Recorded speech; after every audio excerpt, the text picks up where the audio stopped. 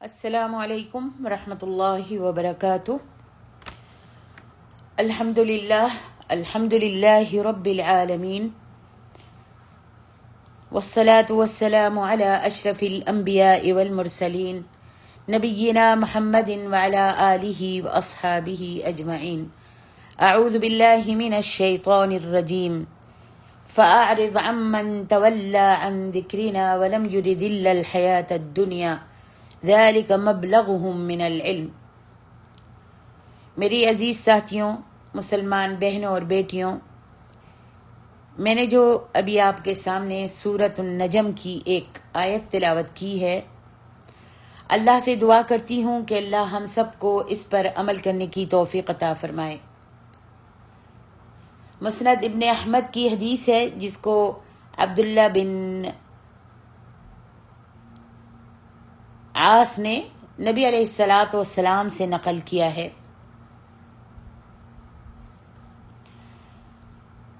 کہ ارشاد فرمایا، ان اللہ لیبغض کل جعدری جواد سخاب فی الاسواق جیفت باللیل حمار بالنہار عالم بامر الدنیا جاہل بامر الآخرہ او کما قال علیہ الصلاۃ والسلام۔ عزیز سامعات، اس آیت اور اسی حدیث کا ترجمہ اور تفصیل انشاءاللہ میں آپ کے سامنے رکھوں گی۔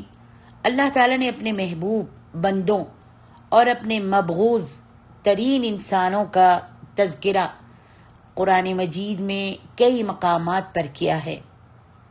فرمایا، ان الابرار لفی نعیم وان الفجار لفی جحیم۔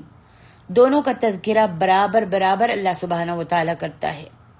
اچھے لوگوں کا تذکرہ اس لیے ہوتا ہے کہ ہم ان کے نقش قدم پر چلیں، اور برے لوگوں کا تذکرہ اس لیے کرتا ہے اللہ تعالیٰ تاکہ ہم ان کے کردار اور اخلاق سے اپنے آپ کو بچائیں۔ اللہ سبحانہ و تعالیٰ کے فضل و کرم سے ہم میں سے ہر انسان ہر مسلمان ہر نماز میں یہی دعا کرتا ہے کہ اہدنا الصراط المستقیم صراط الذین انعمت علیہم، اے اللہ ہمیں صراط مستقیم پر چلانا، اور آپ کے وہ بندے جو ہم سے پہلے نیک راستے میں چلے تھے اور صراط مستقیم پر ہی تھے، تو ہمیں بھی اسی راستے پر چلانا اور انہی کی راہ پر چلانا۔ آگے اللہ تعالیٰ فرماتے ہیں، غیر المغضوب علیہم ولا الضالین، اور یا اللہ یہود اور نصارہ جو گمراہ ہو گئے ہیں اور غلط راستے پر چلتے ہیں، یا اللہ ہمیں ان کے راستے سے بچانا، یعنی برے لوگوں کے راستے پر چلنے سے ہم تیری پناہ مانگتے ہیں، اللہ ہمیں اس راستے سے بچائے رکھنا۔ عزیز بہنوں، اس حدیث میں نبی کریم صلی اللہ علیہ وآلہ وسلم نے منبر پر کھڑے ہو کر صحابہ کے سامنے بیان فرمایا کہ ان 5 قسم کے لوگوں کے طریقے سے اپنے آپ کو بچانا ہے۔ نمبر 1، اللہ سبحانہ و تعالی ہر ایسے انسان سے نفرت کرتا ہے جس میں یہ 2 چیزیں پائی جائیں، جواد او الجعدری۔ یہ 2 قسم کے انسانوں سے اللہ بے انتہا نفرت کرتا ہے، بہت نفرت کرتا ہے، اور اللہ سبحانہ و تعالیٰ انہیں اپنی لعنت کا مستحق بھی بناتا ہے۔ جس میں سے پہلا شخص جواد، اللفظ الغلیظ، ایسا انسان، ایسا مسلمان جسے اللہ سبحانہ و تعالیٰ نے کلمہ طیبہ کی نعمت عطا کی، لیکن ایسا انسان پھر بھی اپنے دل کی اصلاح نہیں کر سکا اور نہ ہی اپنے دماغ کی اصلاح کر سکا۔ انسان بد دماغ ہو، بد زبان ہو اور سخت دل ہو، اللفظ الغلیظ، مزاج کا بھی سخت ہو اور دل بھی سخت ہو، ایسے انسانوں کے لیے اللہ سبحانہ و تعالیٰ بہت سی نیکیوں کے راستے بند کر دیتے ہیں۔ اسی لیے تو نبی کریم صلی اللہ علیہ وآلہ وسلم نے فرمایا ان اللہ رفیق یحب الرفق، اللہ تعالیٰ بہت ہی نرم ہے، بہت زیادہ مہربان ہے، رفیق ہے، اور یہی اللہ سبحانہ و تعالیٰ ہم سے بھی چاہتا ہے کہ ہم بھی نرم زبان ہوں، رحم کرنے والے ہوں۔ حضور علیہ الصلاۃ والسلام نے فرمایا انسان دنیا میں اتنا ہی اللہ کی نعمتوں اور عافیتوں کا مستحق ہوتا ہے جتنا کہ وہ نرم دل اور نرم مزاج کا ہوتا ہے۔ دین اور دنیا کی ساری بھلائیاں کا دار و مدار اللہ تبارک و تعالی جو حساب کتاب رکھتے ہیں وہ انسان کے نرم دل اور نرم مزاجی پر رکھتے ہیں۔ جتنا انسان نرم مزاج ہوگا اللہ تعالیٰ اتنا ہی اس کو اپنے فضل و کرم سے نوازیں گے۔ تو ہمیں چاہیے کہ ہم نرم مزاج بنیں، اللہ ہمارے اندر ہمارے مزاجوں میں نرمی پیدا کر دے۔ ایک مرتبہ حضور علیہ الصلاۃ والسلام کی چہیتی بیوی حضرت عائشہ رضی اللہ عنہا اونٹ پر سوار تھیں اور وہ چاہتی تھیں کہ اونٹ تیز چلے، جبکہ وہ اونٹ جو تھا بہت آہستہ آہستہ چل رہا تھا۔ تو حضرت عائشہ نے اونٹ کو چابک مارا تاکہ وہ جلدی چلے۔ میرے اور آپ کے پیارے نبی نے جو پیچھے چل رہے تھے کہا علیک بالرفق یا عائشہ، اللہ اکبر، علیک بالرفق یا عائشہ، اے عائشہ اپنے اندر ذرا نرمی پیدا کرو، اللہ نرمی کو بے انتہا پسند کرتا ہے۔ اگر یہ نرمی کی صفت ہمارے اندر بھی پیدا ہو جائے تو ہماری آپس کی یہ لڑائیاں، گھروں کی لڑائیاں، میاں بیوی کی لڑائیاں، پڑوسیوں سے لڑائیاں اور دوستوں سے لڑائیاں نہ ہوں۔ جس طرح سے صحیح مسلم کی حدیث میں آتا ہے قال صلی اللہ علیہ وسلم الا اخبرکم باہل الجنہ، کیا جنت میں جانے والے، کیا نہ بتاؤں، کیا میں تم کو خبر نہ دوں کہ جنت میں جانے والے کون لوگ ہیں؟ اللہ اکبر۔ آج صحیح بات ہے، ہم میں سے کون ہے جو جنت میں جانا پسند نہیں کرتا؟ ہم سبھی چاہتے ہیں کہ ہمارا داخلہ جنت میں ہو۔ نبی علیہ الصلاۃ والسلام نے فرمایا کیا میں تمہیں بتاؤں نہیں، کیا میں تمہیں نہ بتاؤں؟ کون چاہتا ہے کہ میں اس کو خبر دوں کہ جنت میں جانے والے کون لوگ ہیں؟ اللہ نے کس پر جنت کو واجب کیا ہے اور کس پر جہنم کو حرام کیا ہے؟ اتنا سننا تھا کہ صحابہ جو تھے فوراً کہنے لگے بلا یا رسول اللہ، ضرور یا رسول اللہ صلی اللہ علیہ وسلم، ہمیں بتائیے وہ کون لوگ ہیں۔ حضور علیہ الصلاۃ والسلام نے فرمایا کل ہین لین سہل قریب، 4 خوبیوں والا انسان ہے جس پر اللہ سبحانہ و تعالی نے جہنم کو حرام قرار دے دیا ہے۔ اللہ اکبر۔ اسی لیے میری محترم ماں اور عزیز بہنوں، ہم سب کو کوشش کرنی چاہیے کہ یہ 4 صفات ہمارے اندر پیدا ہو جائیں، اور انشاءاللہ میں یقین سے کہتی ہوں اگر ہم کوشش کریں گے تو یہ 4 صفتیں ہمارے اندر ضرور پیدا ہوں گی، اور اگر کوشش ہی نہیں کریں گے تو کبھی بھی نہیں آئیں گی۔ نبی علیہ الصلاۃ والسلام نے فرمایا الا اخبرکم برجالکم من اہل الجنہ، کیا میں تم کو بتاؤں، کیا تم کو خبر نہ دوں کہ اہل الجنہ کون لوگ ہیں؟ صحابیوں نے فوراً کہا بلا یا رسول اللہ، ضرور بتائیے یا رسول اللہ۔ آپ نے فرمایا کل ہین لین سہل قریب من الناس، جو انسان نرم دل ہوتا ہے، ہین ہوتا ہے، لین ہوتا ہے، یعنی اس سے ملنا جلنا بہت آسان ہوتا ہے، اس سے بات کرنا، اس سے مشورہ کرنا، اس سے فائدے اٹھانا سب آسان ہوتا ہے، ایسا انسان اللہ اکبر اہل الجنہ میں اس کا شمار ہوتا ہے۔ ایسا انسان نہ ہو کہ اس سے اگر راستہ بھی پوچھا جائے، اگر کسی سے راستہ پوچھا جائے تو اس کے غصے کی وجہ سے اور اس کی سخت مزاجی کی وجہ سے، بد زبانی کی وجہ سے انسان ڈرتا ہے اور اس سے راستہ نہیں پوچھتا۔ ہم نے دیکھا ہوگا ہمارے معاشرے میں کچھ لوگ ایسے ہوتے ہیں کہ اگر ان سے کچھ پوچھا جائے تو فوراً ان کو غصہ آ جاتا ہے. اور گھروں میں دیکھ لیتے ہیں، معاشرے کو چھوڑیے، گھروں کا حال ہمارے ایسا ہے.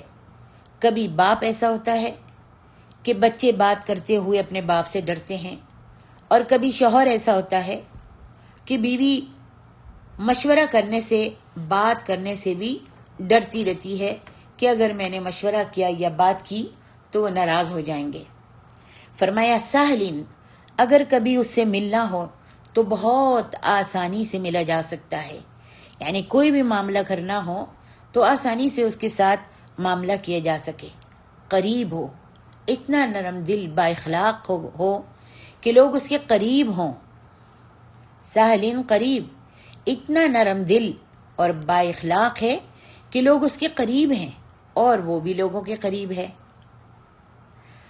چاہے اس انسان کو کتنا بڑا ہی منصب مل گیا ہو، کتنی اعلیٰ پوسٹ پر فائز ہو، جب بھی اسے معلوم ہوتا ہے کہ فلاں آدمی بیمار ہے تو اس کے قریب جا کر اس کی عیادت کرتا ہے. اور اگر پتہ چلتا ہے کہ فلاں شخص مصیبت میں گھرا ہوا ہے تو اس کے قریب جا کر اس کی دلجوئی کرتا ہے. سبحان اللہ. آئیے دعا کرتے ہیں کہ یا اللہ یہ چاروں صفات ہمارے اندر پیدا کر دے. آمین. فرمایا نمبر 2، جعبری، سخت زبان، ٹیڑھی زبان استعمال کرنے والا بد زبان انسان کو جعبری کہتے ہیں. مثال ہے، ایک تو کریلا اوپر سے نیم چڑھا، ایک تو ویسے ہی سخت مزاج اور سخت دل کا انسان ہے اور اس کے اوپر سخت زبان بھی ہے. آئیے دیکھتے ہیں موسیٰ علیہ السلام اور ان کے بھائی ہارون کو جب اللہ سبحانہ و تعالیٰ نے فرعون جیسے کافر کے پاس بھیجا تو فرمایا فَقُولَا لَهُ قَوْلًا لَيِّنًا، اے موسیٰ اور ہارون، یہ فرعون اپنے آپ کو بہت بڑا آدمی سمجھتا ہے، جب بھی تم اس سے بات کرنا تو اس سے نرم لہجے میں بات کرنا، اس سے نرمی سے بات کرنا، کہ شاید کہ نرم گفتگو سننے کے بعد، نرم لہجے میں نرم بات سننے کے بعد فرعون آپ کی دعوت پر غور و فکر کرے اور ہدایت کا راستہ اس کو مل جائے. اللہ اکبر. دیکھا آپ نے، اللہ سبحانہ و تعالیٰ جبریل سے یہ نہیں فرماتے کہ جاؤ جا کر فرعون سے کہو کہ میرے نبی تمہارے پاس آ رہے ہیں، تم ان سے نرمی سے ملنا، بلکہ اللہ اپنے محبوب نبیوں کی تربیت کرتے ہیں اور ان سے کہہ رہا ہے کہ اے موسیٰ، تم فرعون سے نرم الفاظ اور زبان میں، نرم الفاظوں میں، نرم لہجے میں بات کرنا. سبحان اللہ. عبداللہ ابن مسعود نے نبی علیہ السلام سے پوچھا، یا رسول اللہ صلی اللہ علیہ وسلم، سب سے بہترین عمل کیا ہے تاکہ میں وہی عمل کیا کروں؟ تو میرے اور آپ کے نبی نے فرمایا، عبداللہ، الصلاۃ فی وقتہا، سب سے افضل کام اپنے وقت پر نماز پڑھنا ہے. پھر انہوں نے پوچھا کہ ثم ماذا، اچھا پھر اس کے بعد کیا عمل کروں، اس کے علاوہ کیا عمل کروں؟ تو اللہ کے رسول نے فرمایا کہ اپنی زبان کے شر سے لوگوں کو محفوظ رکھو، یہ سب سے بڑا عمل ہے.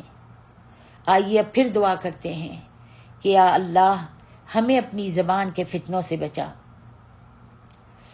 آج میاں بیوی سے لے کر، بہن بھائیوں سے لے کر، ساس بہو سے لے کر، امام اور مقتدی سے لے کر، کہیں بھی دیکھیے سب کی لڑائی کی ابتدا کہاں سے ہوتی ہے؟ زبان ہی سے تو ہوتی ہے. اگر ہماری زبان درست ہو جائے، اگر ہم بولنے سے پہلے سوچ لیا کریں تو پورے معاشرے سے لڑائی جھگڑا جو ہے وہ ختم ہو جائے. اسی طرح معاذ بن جبل فرماتے ہیں، مجھے اللہ سبحانہ و تعالیٰ نے مسلمان کر دیا، بہت سی جگہوں کا گورنر بھی بنا دیا، بس میری ایک ہی تمنا باقی تھی کہ نبی علیہ السلام سے میری ایسی بیٹھک ہو، ایسی ملاقات ہو کہ میرے اور رسول صلی اللہ علیہ وسلم کے سوا کوئی تیسرا شخص نہ ہو. اور کہتے ہیں کہ میں انتظار میں تھا اور مجھے یہ موقع نہیں مل رہا تھا.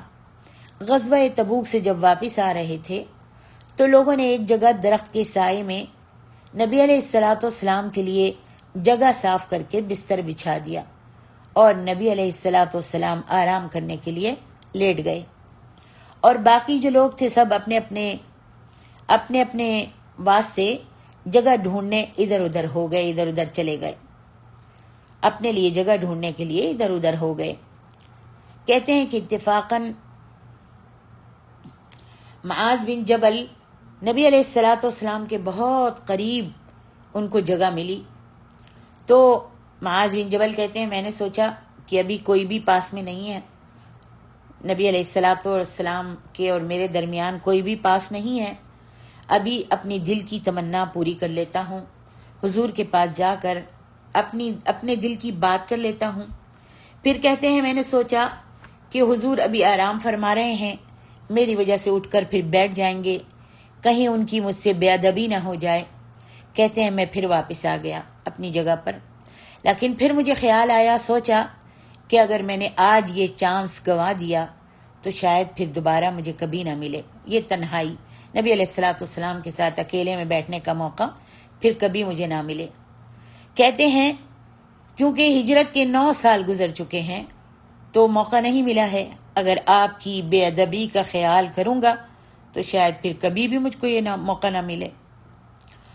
اس لیے کہتے ہیں میں نے ہمت کی اور آگے بڑھا اور آ کر اپنا سوال لے کر نبی علیہ الصلاۃ والسلام کے پاس آیا اور کہا السلام علیکہ یا رسول اللہ صلی اللہ علیہ وسلم۔ تو نبی علیہ الصلاۃ والسلام اٹھ کے بیٹھ گئے اور فرمایا معاذ کیا ہوا؟ فرمایا یا رسول اللہ، عرصہ دراز سے دل میں تمنا تھی کہ آپ سے اکیلے میں ملاقات کروں اور کچھ پوچھوں۔ اللہ کے رسول صلی اللہ علیہ وآلہ وسلم نے فرمایا بتاؤ کیا کہنا چاہتے ہو، کیا پوچھنا چاہتے ہو؟ کہنے لگے یا رسول اللہ، مجھے کوئی ایسا عمل بتا دیں جو اتنا پاورفل ہو کہ اس کی مدد سے میں جنت میں چلا جاؤں اور اللہ مجھ پر جہنم کو حرام کر دے، مجھے جہنم سے بچا لے۔ اللہ اکبر۔ دیکھیے میری ماں اور بہنوں، انہیں جنت میں جانے کی اور جہنم سے بچنے کی کتنی فکر تھی کہ زندگی بھر یہی تمنا، یہی سوال کی جستجو میں لگے رہے، یہی پوچھنے کی جستجو میں لگے رہے کہ مجھ کو وہ عمل معلوم ہو جائے، اللہ اکبر، وہ عمل معلوم ہو جائے کہ جس سے میں جنت میں چلا جاؤں اور جہنم مجھ پر حرام ہو جائے، جہنم کی آگ سے بچ جاؤں۔ آئیے یہاں بھی دعا کرتے ہیں کہ یا اللہ ہمارے دلوں میں بھی ایسی تمنا پیدا کر دے اور ایسی ہی فکر دے دے۔ آج ہم کو تو کوئی جنت کی اور جہنم کی فکر ہی نہیں ہے۔ اللہ سبحانہ و تعالی ہم سب کو معاف کرے۔ رات بھر ہم جاگتے رہتے ہیں، نیند نہیں آتی، کیوں؟ کہیں بزنس کی فکر ہے، کہیں کاروبار کی فکر ہے، کہیں رشتوں کی فکر ہے، کہیں کوئی پیسہ لے کر بھاگا ہوا ہے تو اس کی فکر ہے۔ ساری زندگی، جی ہاں ساری زندگی ہماری اسی فکر میں گزر جاتی ہے، اسی فکر میں گزرتی جا رہی ہے، لیکن کبھی یہ ٹینشن نہیں آتی کہ جنت ملے گی یا نہیں، دوزخ سے بچیں گے یا نہیں۔ اللہ اکبر۔ اسی لیے اللہ سبحانہ و تعالیٰ فرماتے ہیں الہاکم التکاثر حتی زرتم المقابر، دنیا ہی کی فکر سوار ہے بس۔ اور ادھر صحابہ کا کیا معاملہ تھا، کیا فکر کرتے تھے، بس یہی فکر ان کو کھائی جا رہی تھی، اور یہی بس سوچتے تھے کہ کسی طرح تنہائی میں مجھے میرے رسول سے بات کرنے کا موقع مل جائے تو میں انہیں پوچھوں کہ اللہ کے رسول کوئی ایسا عمل بتا دیجئے جس سے میں جنت چلے جاؤں اور جہنم سے بچ جاؤں۔ اللہ اکبر۔ دیکھیے امام احمد بن حنبل رحمہ اللہ علیہ نقل کرتے ہیں، حضرت ابو دردہ رات کو بستر پر آئے اور ایک ان کے پاس ان کی باندی ہوتی تھی، لونڈی ہوتی تھی ان کی۔ ابو دردہ کے سر میں درد تھا، اس باندی کے پاس آ کر لیٹ گئے تو باندی کہتی ہے میں آپ کے سر میں مالش کرنے لگی، دبانے لگی، تھوڑی دیر میں میرے آقا ابو دردہ اس قدر رونے لگے کہ ان کی داڑھی تر ہو گئی. تو کہتی ہیں جب میں نے ان کو اتنا بے تحاشا روتے ہوئے دیکھا اور ان کی داڑھی جب گیلی دیکھی تو میں پریشان ہو گئی. پوچھتی ہیں کہ اے میرے آقا کیا بات ہے، آپ کیوں رو رہے ہیں، کیا سر میں بہت زیادہ درد ہو رہا ہے؟ تو ابو دردہ کہتے ہیں نہیں نہیں، میں تو قرآن پہ غور کر رہا تھا تو ایک آیت سورۃ مریم کی یاد آ گئی. سورۃ مریم کی ایک آیت یاد آ گئی، مجھے اسی آیت نے رلا دیا اور اسی آیت سے مجھے رونا آ گیا. فرمایا وہ آیت وَإِن مِّنكُمْ إِلَّا وَارِدُهَا كَانَ عَلَى رَبِّكَ حَتْمًا مَّقْضِيًّا ثُمَّ نُنَجِّي الَّذِينَ اتَّقَوْا وَنَذَرُ الظَّالِمِينَ فِيهَا جِثِيًّا. کہا کہ یہ دو آیتیں مجھ کو رلا رہی ہیں، جس کا مطلب ہے تم میں سے ہر انسان کو ایک مرتبہ ضرور جہنم کا چکر لگانا ہی لگانا ہوگا. یعنی جہنم کو دکھانے کے لیے، جہنم کو دیکھنے کے لیے تو ضرور جانا ہوگا، اور اس کے بعد تب ہی جنت کی قدر معلوم ہوگی. آج ہم دیکھتے ہیں شدید جب گرمی لگتی ہے، بہت زیادہ جب گرمی ہوتی ہے، تبھی اے سی کی قدر معلوم ہوتی ہے، ایئر کنڈیشن کی قدر معلوم ہوتی ہے. پھر جو تقوی والے لوگ ہوں گے ان کو ہم اس چکر کے بعد، یعنی جہنم میں چکر لگوانے کے بعد ہم ان کو وہاں سے نکال لیں گے، تقوی والے لوگوں کو، لیکن جہنم ان کو ضرور دکھائیں گے، جہنم میں ضرور ان کو پھیرا لگوائیں گے، پھر ان کو جہنم سے نکال لیں گے متقی لوگوں کو، اور ظالموں اور مشرکوں کو اسی میں چھوڑ دیں گے. ابو دردہ کہتے ہیں میری باندی، جہنم میں جانے کا یقین تو ہے کہ اللہ تعالیٰ ضرور جہنم کا چکر ہر انسان کو لگوائے گا، چاہے وہ مومن ہو یا متقی ہو یا بدکار ہو. لیکن کہتے ہیں میرے رونے کی وجہ یہ ہے کہ پتہ نہیں ان نکالے جانے والوں میں میرا نام ہے بھی یا نہیں. اللہ اکبر. اتنی فکر اور اتنا خوف تھا ان کو، اور یہ اللہ کے رسول کے صحابی تھے، اللہ کے رسول کے محبوب تھے، جنہوں نے دن رات اللہ کے رسول کے ساتھ گزاری تھی. غزوات میں یہ شریک تھے، اللہ اکبر. نبی کے ساتھ یہ بیٹھتے تھے دسترخوان پہ، نبی کے ساتھ کھانے یہ کھاتے تھے، لیکن ان کی فکر آخرت کتنی تھی. اسی طرح حرم بن حیان رحمہ اللہ علیہ ساری رات جاگے جا رہے ہیں، ساری رات جاگ رہے ہیں، پریشان ہیں، روتے ہیں، کروٹ پہ کروٹ بدل رہے ہیں، نیند نہیں آ رہی، رو رہے ہیں. حرم جو ہے وہ رو رہے ہیں اور پریشان ہیں. کسی نے کہا کیا ہوا، آپ سو کیوں نہ رہے اور رو کیوں رہے ہیں؟ تو آپ نے کہا آج بیوی کھانا پکا رہی تھی، میں نے لکڑی کو آگ میں ڈالا تو میری انگلی جل گئی. دنیا کی آگ سے میری انگلی اتنی جل گئی، اگر جہنم کی آگ میں ڈال دیا گیا تو کیا ہوگا؟ اور اس جہنم کی آگ کی سوچ سے میں رو رہا ہوں. اللہ اکبر. آئیے دعا کرتے ہیں اللہ ہمارے اندر بھی فکر پیدا کر دے، آخرت کی فکر دے دے، جہنم کا خیال دے دے، جنت کی تمع دے دے، جنت میں جانے کا شوق دے دے، اور اللہ تعالیٰ اپنی عبادت کا شوق دے دے. تو میں بتا رہی تھی جب حضرت معاذ بن جبل کو کتنے سالوں کے بعد یہ موقع ملا تو انہوں نے سوال کیا اس عمل کے بارے میں جو جنت میں لے جائے اور جہنم سے بچا لے. اللہ کے رسول صلی اللہ علیہ وآلہ وسلم نے شرک کے بارے میں بتایا، شرک سے روکا، اور پھر ارکان اسلام جو 5 ہیں وہ بیان کیے، اور پھر کہا آپ نے ذروۃ الاسلام بتایا کہ اسلام کی بلندی جہاد فی سبیل اللہ ہے. پھر آپ نے فرمایا تمہارے درجات کیسے بلند ہوں گے، کیا بتاؤں تم کو؟ تو معاذ نے کہا بلا یا رسول اللہ، ضرور بتائیے۔ فرمایا کیا میں جنت کے نیکیوں کے دروازے بتاؤں؟ پھر کہا معاذ نے، فرمایا بلا یا رسول اللہ، ضرور بتائیے۔ پھر آپ نے فرمایا تہجد کی نماز اور صدقہ و خیرات وغیرہ۔ حضرت معاذ رضی اللہ عنہ نے فرمایا انشاءاللہ یا رسول اللہ، ضرور میں جنت میں جاؤں گا، کیونکہ جتنے اعمال آپ نے بتائے ہیں وہ سب میں کرتا ہوں۔ الحمدللہ توحید بھی ہے میرے پاس، میں شرک نہیں کرتا، نماز اور تہجد کی حفاظت بھی کرتا ہوں، صدقہ اور خیرات بھی کرتا ہوں، جہاد بھی کرتا ہوں۔ معاذ جو تھے وہ بہت خوش ہو گئے۔ اللہ کے رسول صلی اللہ علیہ وسلم نے فرمایا الا ادلک بملاک ذلک کلہ، معاذ جنت میں جانے کے سارے اعمال تو تم کر رہے ہو، لیکن میں تم کو بتاؤں وہ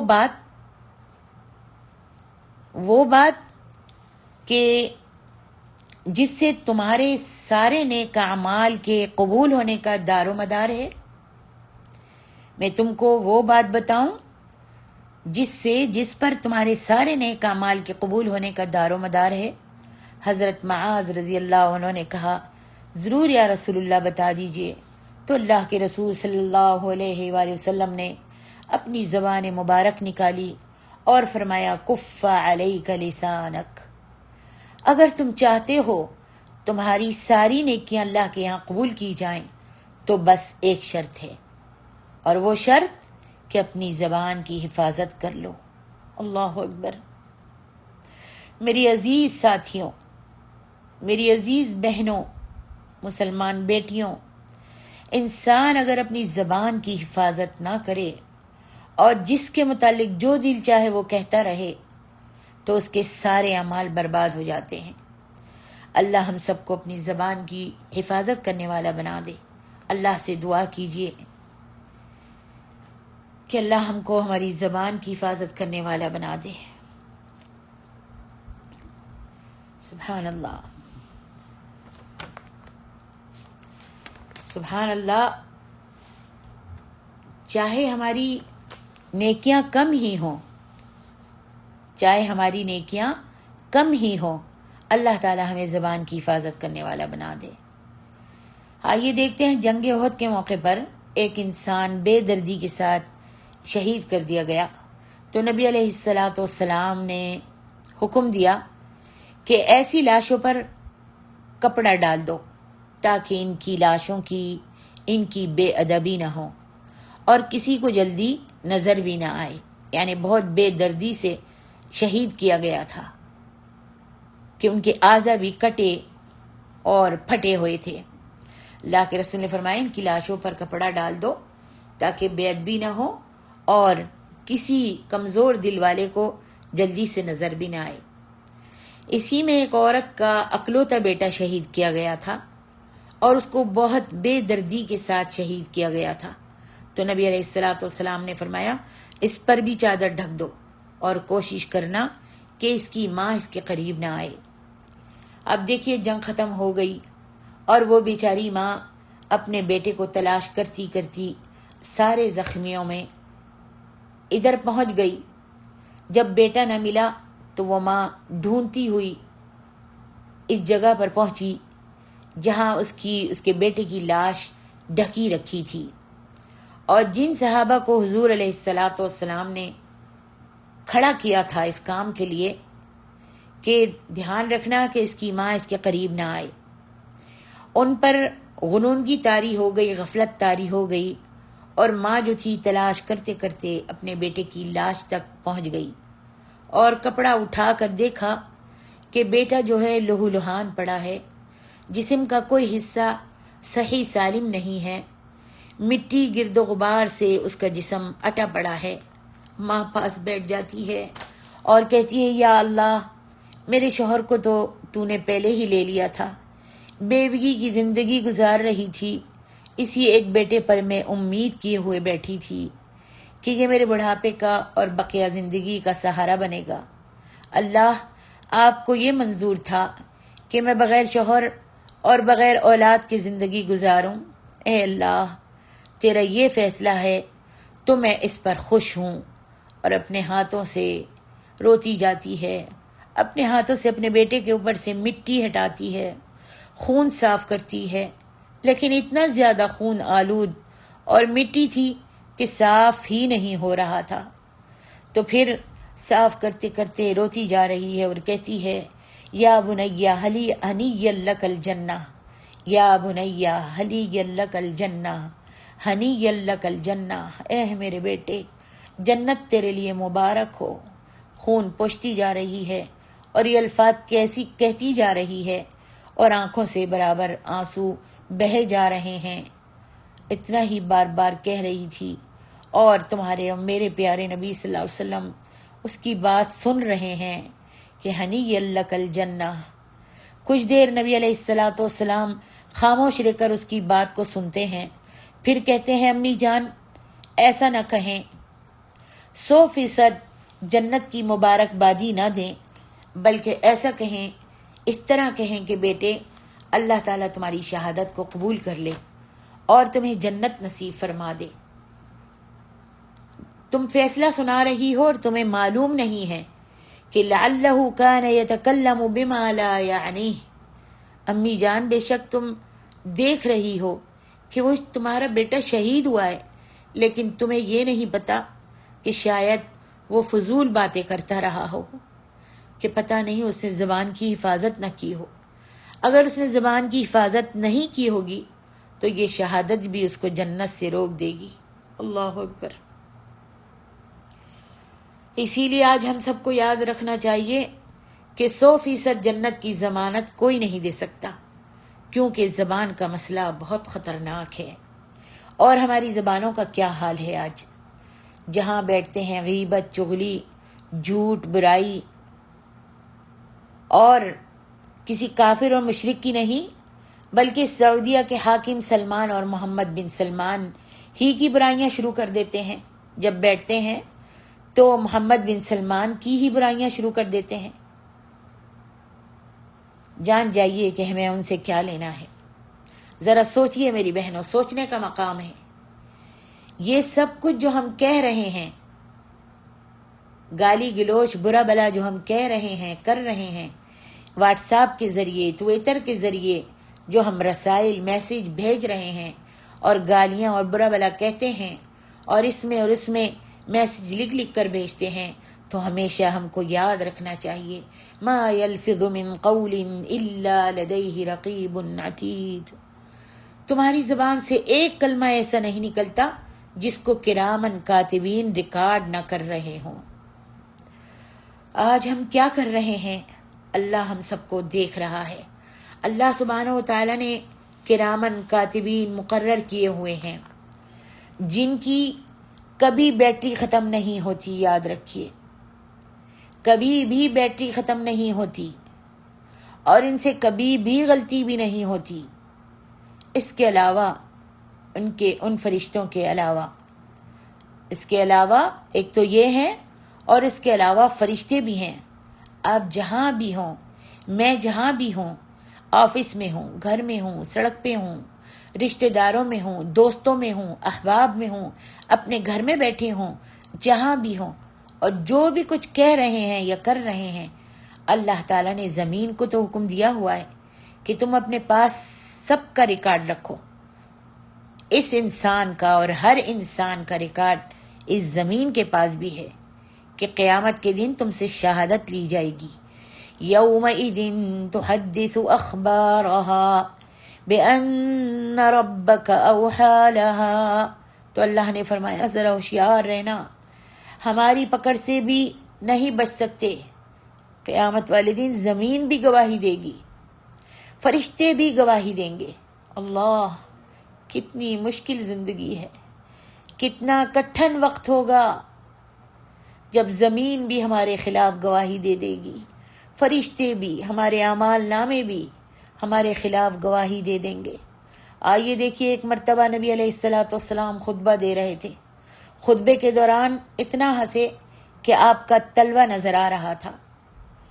تو لوگوں نے نبی علیہ الصلوۃ والسلام سے ہنسنے کی وجہ پوچھی تو آپ نے فرمایا ایک بیوقوف بندہ اپنے رب سے بحث کر رہا تھا، جدال کر رہا تھا، حجت کر رہا تھا۔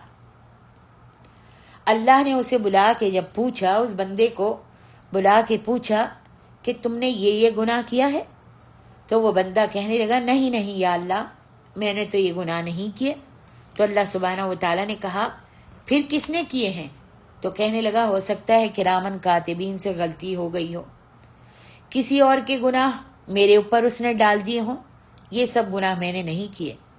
اللہ سبحانہ و تعالیٰ فرماتے ہیں دیکھو یہ سب تم نے کیے ہیں، تاریخ بھی لکھی ہوئی ہے، وقت بھی لکھا ہوا ہے، لیکن وہ مانتا ہی نہیں اور کہتا ہے نہیں نہیں میں نے تو یہ گناہ کیے ہی نہیں۔ اللہ کے رسول صلی اللہ علیہ وسلم نے فرمایا، اللہ نے کہا اچھا کچھ تو اس میں سے گناہ کیے ہوں گے، سارے نہیں کیے لیکن کچھ تو گناہ کیے ہوں گے۔ جب وہ دیکھتا ہے تو کہتا ہے کہ ہاں کچھ گناہ میرے ہیں جو میں نے کیے تھے۔ دیکھا آپ نے، نبی صلی اللہ علیہ وسلم نے فرمایا دیکھا اللہ کیسے اعتراف کرواتا ہے، سارے گناہوں سے انکار کر کے بڑا ہوشیار بن رہا تھا کہ میں نے نہیں کیے نہیں کیے۔ جب تھوڑے گناہ اس کو دکھائے تو اس نے کہا ہاں شاید اس میں سے کچھ گناہ تو میں نے کیے ہیں۔ اب اللہ سبحانہ و تعالیٰ نے فرمایا اچھا اس کے بڑے بڑے گناہ سب ہٹا دو، صرف چھوٹے چھوٹے گناہ رہنے دو۔ اب چھوٹے گناہ جب رہ گئے نامہ اعمال میں تو اللہ سبحانہ و تعالیٰ نے پوچھا یہ تمہارے گناہ ہیں؟ تو کہنے لگا ہاں اتنے تو ہو گئے تھے گناہ یا اللہ، لیکن وہ جو سارے بڑے بڑے گناہ تھے نا وہ میں نے نہیں کیے تھے۔ اب اللہ سبحانہ و تعالیٰ فرشتوں سے فرمائیں گے اور اس شخص سے کہیں گے کہ ہمارے فرشتوں کرامن کاتبین نے تم پر ظلم کیا تھا، تمہارے اوپر دوسروں کے گناہ ڈال دیے تھے، تو ہم اس ظلم کا یہ بدلہ دیتے ہیں کہ اس کی ہر برائی کے بدلے ایک نیکی اس کو دے دو۔ تو اب وہ شخص بڑا خوش ہوتا ہے کہ ان چھوٹے چھوٹے گناہوں کے بدلے تو مجھے نیکیاں مل رہی ہیں۔ تو جب اس کو دیکھتا ہے چھوٹے چھوٹے گناہوں کے بدلے نیکیاں مل رہی ہیں تو کیا کہتا ہے کہ اللہ جی میں نے اور بھی گناہ کیے تھے مگر کرامن کاتبین نے ظلم کیا اور وہ گناہ انہوں نے نوٹ نہیں کیے۔ یا ربی افعلت اشیاء لم اراها ہنا، کہاں گئے وہ میرے سارے گناہ یا اللہ بتا۔ اسی لیے نبی علیہ الصلاۃ والسلام نے فرمایا کہ مجھے ہنسی آ گئی، اب اللہ گناہ کے بدلے نیکیاں دے رہے ہیں۔ تو بندہ اعترافات پر اتر آیا، اعتراف کرنے لگا، کہا کہ وہ جو بڑے بڑے گناہ تھے وہ سب بھی گناہ میرے ہی تھے یا اللہ۔ اللہ اکبر اللہ اکبر۔ اللہ کے لیے گناہوں کا اعتراف کروانا بندے سے کوئی مسئلہ ہی نہیں ہے۔ فرمایا کل انسان الزمناہ طائرہ فی عنقہ ونخرج له یوم القیامت کتابا یلقاہ منشورا۔ تو میں بتا رہی تھی اللہ کے رسول کی حدیث کہ جو اللہ کو بندے مبغوض ہیں، بد دماغ، بد دل، بد زبان اور بد اخلاق، جس میں سے چوتھا ہے، اور وہ چوتھا انسان جس کو اللہ بہت ہی ناپسند کرتا ہے، بہت ہی اس سے نفرت کرتا ہے اور غصے ہوتا ہے۔ فرمایا حمار بن نہار، دن کا گدھا، دن کا گدھا، جیسے کہ گدھا یعنی کہ وہ ہے تو انسان لیکن اس کی مثال اللہ تعالیٰ نے اور اللہ کے رسول نے گدھے کی طرح دی ہے۔ جیسا کہ قرآن میں بھی اللہ فرماتے ہیں مثل الذین حملوا التوراۃ ثم لم يحملوها كمثل الحمار يحمل اسفارا، جن کو ہم نے کتاب دی ہے، پڑھتے بھی ہیں، سیکھتے بھی ہیں، سمجھتے بھی ہیں لیکن عمل نہیں کرتے، تو ان کی مثال گدھے کی ہے، جیسے گدھا اپنی کمر پر بوجھ لاتا ہے اور یہ دین کو اپنے اوپر رکھتا ہے لیکن وہ کچھ فائدہ نہیں اٹھاتا ہے، کہ وہ انسان دنیا میں تو انسانوں کے لیے گدھے کی طرح محنت کرتا ہے، اپنی پارٹیاں بنانے کے لیے، بنگلے بنانے کے لیے، آسائشوں کے لیے محنت کرتا ہے، سارا دن محنت کرتا ہے، مال جمع کرنے کے لیے دوست احباب بڑھاتا ہے، اور پورا دن پوری دہاڑی دنیا کے لیے، معلومات کرنے کے لیے، تجارت کرنے کے لیے حمار بن نہار گدھے کی طرح سے پھرتا رہتا ہے۔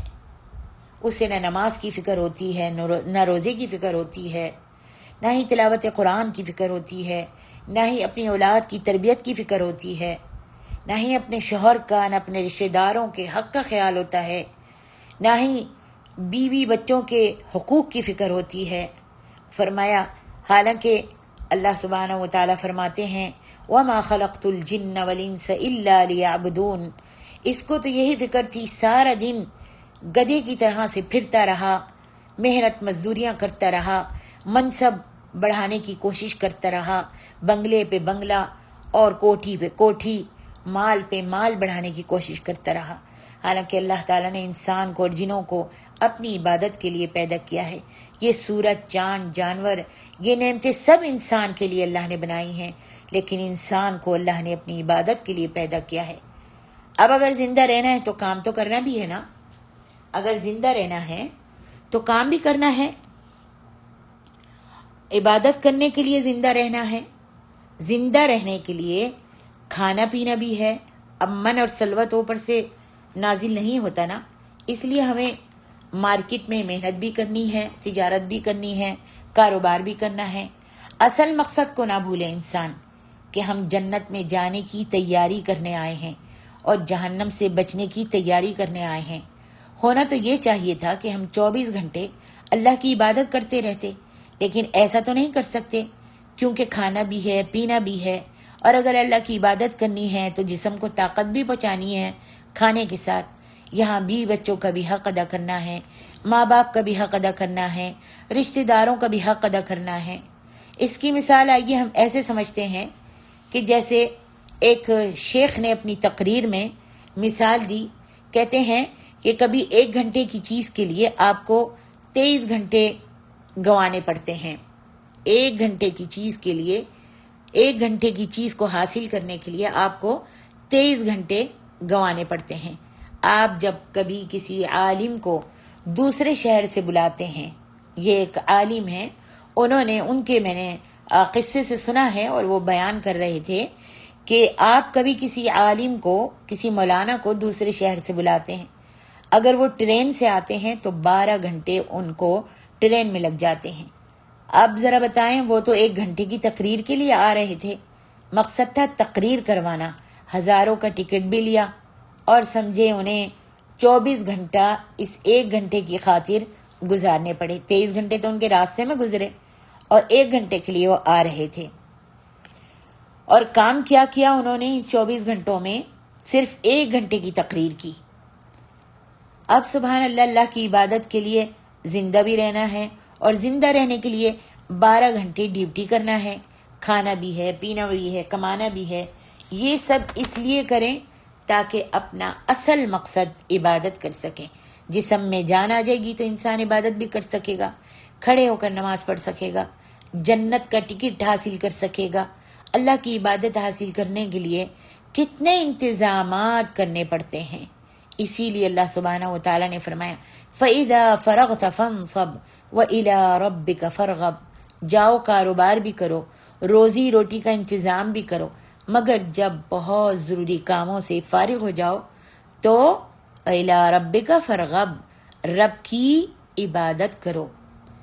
حدیث قدسی میں آتا ہے، اے آدم کی اولاد، یہ سارے کاموں کو کرتے ہوئے انہی 24 گھنٹوں کے اندر اندر بیوی بچوں کا حق، ماں باپ کا حق، کاروبار بھی، سب کچھ کرنا ہے، اور اسی میں تمہیں میری عبادت کے لیے بھی تھوڑا ٹائم نکالنا ہے۔ اللہ اکبر، سبحان اللہ۔ اللہ نے دیکھیے یہ نہیں فرمایا کہ 23 گھنٹے تم میری عبادت کرو اور 1 گھنٹہ باقی دنیا کے کام کرو۔ اللہ سبحانہ و تعالیٰ کا کرم دیکھیے، اللہ کریم ہے، اس کا کرم دیکھیے۔ فرمایا تم انہی ذمہ داریوں میں سے تھوڑا سا وقت بس نکال لو میری عبادت کے لیے. دوستوں کے ساتھ بھی جاؤ، کام کاج بھی کرو، محنت مزدوری بھی کرو، تجارت بھی کرو، اپنے مال کو بڑھاؤ بھی، لیکن فضول وقت، فضول ٹائم میں، فضولیت میں اپنے ٹائم کو برباد مت کرو.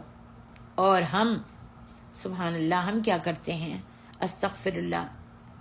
آج ہم اگر کہیں نہیں جاتے، یعنی زیادہ پارٹیوں میں اور زیادہ لوگوں میں نہیں جاتے، لوگ آج کہہ دیتے ہیں بھئی ہم تو نہیں جاتے، لیکن کیا کرتے ہیں، اپنا وقت کہاں گزارتے ہیں؟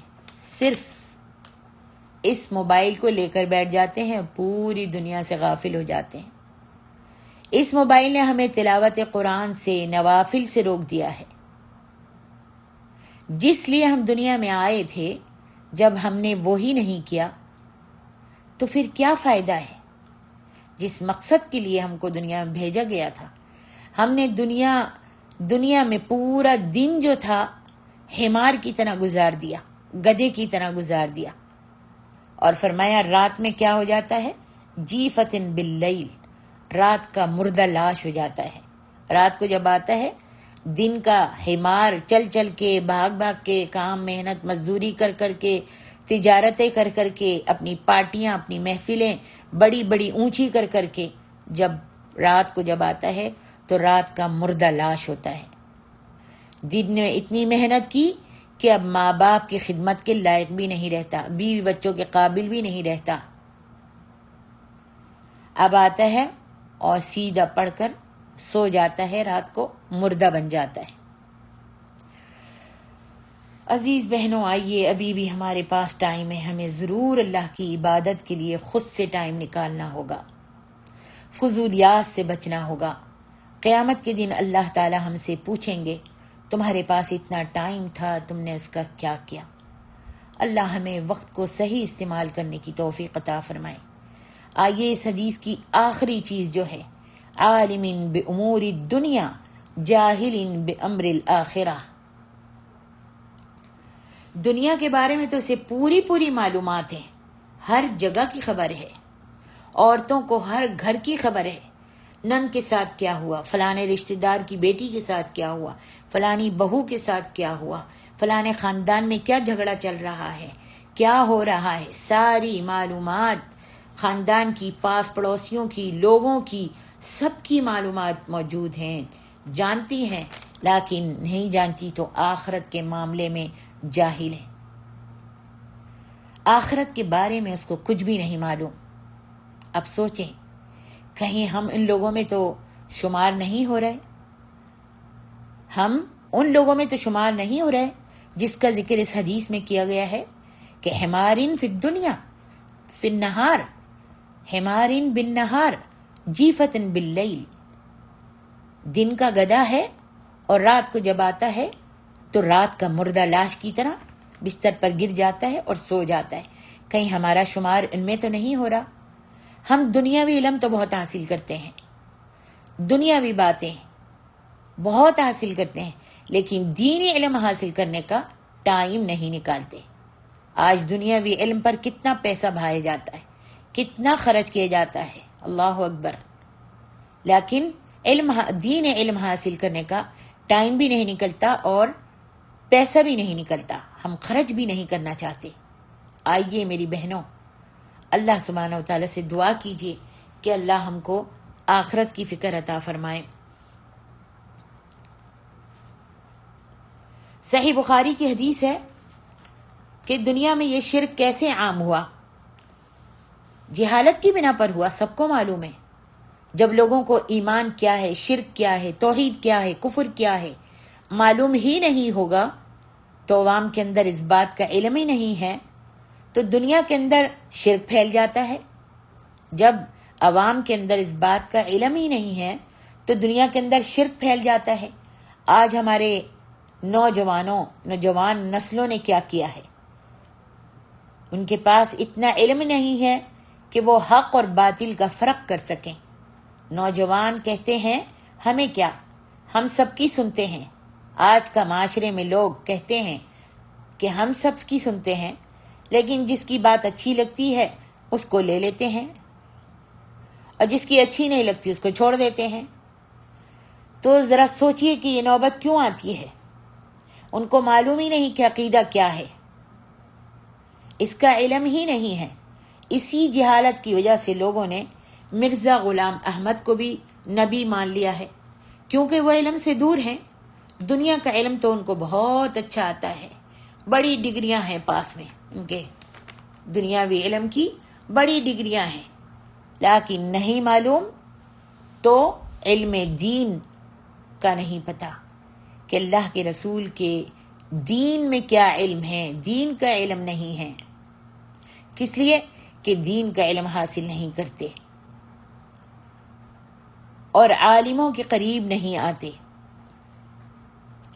اسی طرح حضرت ابو دردر رضی اللہ عنہ نے فرمایا، کن عالما او متعلما او مستمعا، یا تو تم عالم بن جاؤ، اور اگر عالم نہیں بن سکتے تو علم سیکھنے والے بن جاؤ، اور اگر یہ بھی نہیں کر سکتے تو علم کو سننے والے بن جاؤ۔ عالم کے پاس بیٹھ جاؤ اور سنو، اور اس سے علم دین حاصل کرو۔ جب نہ ہم علماء کی صحبت میں بیٹھتے ہیں، نہ مدرسہ جاتے ہیں، نہ علمی محفلوں میں آتے جاتے ہیں، حلقۃ الذکر میں نہیں بیٹھتے، قرآنی تعلیم حاصل نہیں کرتے، قرآن کے ترجمے کی کلاسیں نہیں لیتے، تو پھر یہی ہوگا کہ جہالت عام ہو جاتی ہے، پھر سنی سنائی باتوں پر عمل کرتے ہیں۔ اور آج تو ہم نے کمپیوٹروں کے ذریعے علم حاصل کیا ہے، یا کبھی ہم قادیانیوں کی پیروی کرتے ہیں۔ جب علم نہیں حاصل کیا تو کبھی قادیانیوں کی پیروی کرتے ہیں، تو کبھی مرزا انجینئر کے چکر میں، کبھی جاوید کے چکر میں ہی پڑ جایا کرتے ہیں۔ اے لوگو، دین کے سننے والے بنو، میری بہنوں، دین کو سننے والی بنیے، دینی مجالسوں میں جائیے۔ اگر یہ بھی نہیں کر سکتے تو اپنے عالموں سے محبت کرنے والے ہی بن جائیے، کہ اللہ اس محبت کی وجہ سے آپ کو بہت کچھ نواز دے گا۔ ہمیشہ یاد رکھیے، علم حاصل کرنے کا سب سے بہتر طریقہ کیا ہے؟ صرف کتاب پڑھنے یا بٹن دبا دبا کر بدلتے رہنے سے علم حاصل نہیں ہوتا ہے۔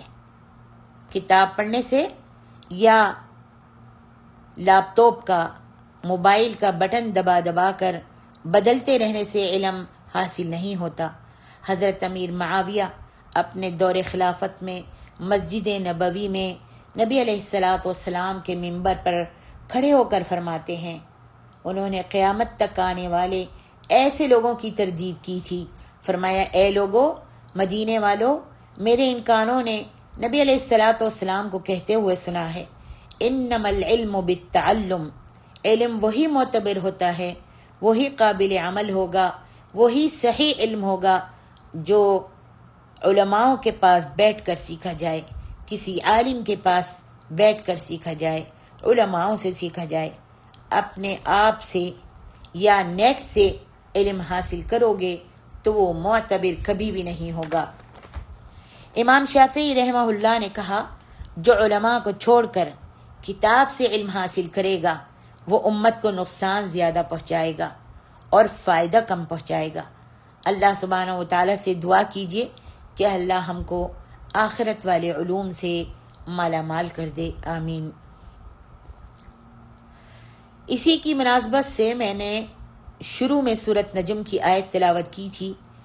فرمایا کہ جو شخص دنیا کی فکر کرتا ہے اور آخرت کی فکر نہیں کرتا، فرمایا فَأَعْرِضْ عَمَّنْ تَوَلَّى عَنْ ذِكْرِنَا وَلَمْ يُرِدِ إِلَّا الْحَيَاةَ الدُّنْيَا ذَلِكَ مَبْلَغُهُم مِّنَ الْعِلْمِ، اے نبی ایسے لوگوں کو چھوڑ دیجئے جنہیں صرف دنیاوی علم کی پرواہ ہے اور ہماری فرمانبرداری سے کنارہ کشی کرتا ہے، آپ اس سے بائیکاٹ کر دیجئے۔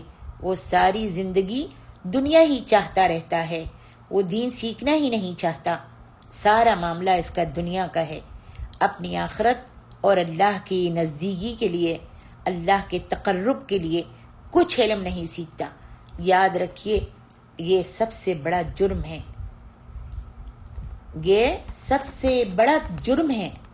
آپ تعجب کریں گے، فرمایا وَمَنْ أَظْلَمُ مِمَّنْ ذُكِّرَ بِآيَاتِ رَبِّهِ فَأَعْرَضَ عَنْهَا۔ شیخ الاسلام محمد بن عبد الوہاب النجدی جو ہیں وہ نواقض اسلام میں فرماتے ہیں کہ اگر کوئی انسان دین کے سیکھنے سکھانے میں بے نیاز اور لاپرواہ ہوتا ہے اور دین سیکھنے کی ضرورت ہی نہیں سمجھتا تو فرماتے ہیں کہ یہ ایک ارتداء کا دروازہ کھول رہا ہے۔ کوئی انسان دین کے سیکھنے سکھانے میں بے نیازی برتتا ہے، لاپرواہی برتتا ہے اور ضرورت ہی نہیں سمجھتا کہ دین سیکھے تو یہ ایک ارتداء کا دروازہ کھول رہا ہے، یعنی مرتد ہو سکتا ہے، نعوذ باللہ۔ کیوں میری بہنوں، کیونکہ اس کو دین سے کیا محبت ہے۔ جس کو محبت ہوتی ہے وہ سیکھتا ہے، پڑھتا ہے، اور یہ کیسا انسان ہے کہ دل راضی ہی نہیں ہوتا علم سیکھنے کے لیے۔ جتنی بھی آسائشیں مل جائیں، جتنے بھی آرام ہو، جتنی بھی نزدیک ہو دینی محفلیں، دینی علم پڑھایا جا رہا ہے، قرآن کی کلاسیں کھلی ہوئی ہیں جگہ جگہ، لیکن ترجمے کی کلاس لینا ہی نہیں چاہتا۔ اللہ ہم سب کو توفیق دے۔ میری محترمہ اور عزیز بہنوں اور پیاری طالبات، اپنی بات کو اب میں ختم کرنا چاہتی ہوں۔ یہ 5 لوگ ہیں جن سے اللہ سبحانہ و تعالیٰ سخت ناراض ہوتا ہے۔ ان میں سب سے آخری اللہ کا دین اور علم نہیں سیکھنے والا بھی شامل ہے۔ اللہ ہم سب کو اپنی ناراضگی سے بچائے اور ان صفات سے بچنے والا بنائے جو اللہ کی ناراضگی کا سبب بنتی ہیں۔ آج سب سے بڑی کوتاہی ہم سے دین سیکھنے میں ہوتی ہے۔ صرف ایک وعید یاد رکھیے کہ اللہ سبحانہ و تعالیٰ نے فرمایا اے نبی آپ ان کو چھوڑ دیجئے، آپ ان کو چھوڑ دیجئے۔ یہ کس قدر اللہ کی ناراضگی کی دلیل ہے اس انسان کے لیے کہ سب کچھ صرف دنیا کے لیے سیکھتا ہے۔ یہ بہت بڑی اللہ کی ڈانٹ اور پھٹکار ہے اس شخص کے لیے۔ فرمایا کہ اے میرے نبی ان کو چھوڑ دیجئے، اللہم حافظنا۔ اور ہم نے کبھی اس آیت پر غور ہی نہیں کیا۔ جیسا کہ ایک شخص نے اپنی بیوی کو 5 طلاقیں دی، ایک شخص نے اپنی بیوی کو 5 طلاق دی تو اس کو کسی نے پوچھا 5 طلاق کیوں دی ہے؟ تو کہتا ہے ہم نے طلاق اور نکاح کا طریقہ فلمیں دیکھ کر سیکھا ہے۔ اللہ اکبر۔ دیکھا آج ہمارا لباس فلم اسٹاروں کی طرح ہے، ہمارے بال کرکٹ کھلاڑیوں کی طرح ہیں۔ اب ہم دین کیا فلم اسٹاروں سے سیکھیں گے؟ کتنی بڑی گمراہی کی چیز ہے۔ آئیے ابھی اللہ نے ہمیں موقع دیا ہے، ابھی تو ہم دین سیکھیں، صحیح جگہ سے دین سیکھیے۔ حضرت عمر فاروق کہتے ہیں تفقہوا قبل ان تسودوا وبعد ان تسودوا۔ ایک معنی اس کا یہ ہے کہ داڑھی کے بال سفید ہونے سے پہلے بھی دین سیکھ لو اور سفید ہونے کے بعد بھی سیکھتے رہو، اور دوسرا معنی یہ ہے جب تک تم گھر کے مالک نہیں بنتے، سرداری حاصل نہیں ہوتی، تب تک بھی تم علم حاصل کرتے رہو، اور جب تم شادی شدہ ہو جاؤ اور ذمہ داری آ جائے تو اب بھی تم علم حاصل کرتے رہنا، علم حاصل کرنے میں کوتاہی نہیں کرنا۔ الحمدللہ میری محترم ماؤں اور عزیز بہنوں، آئیے اللہ سبحانہ و تعالیٰ سے دعا کرتے ہیں کہ اللہ ہم سب کو دین سیکھنے والا اور اس پر عمل کرنے والا اور دوسروں تک پہنچانے والا بنائے اور اس کو قبول فرمائے، آمین۔ وآخر دعوانا ان الحمد للہ رب العالمین، والسلام علیکم ورحمۃ اللہ وبرکاتہ۔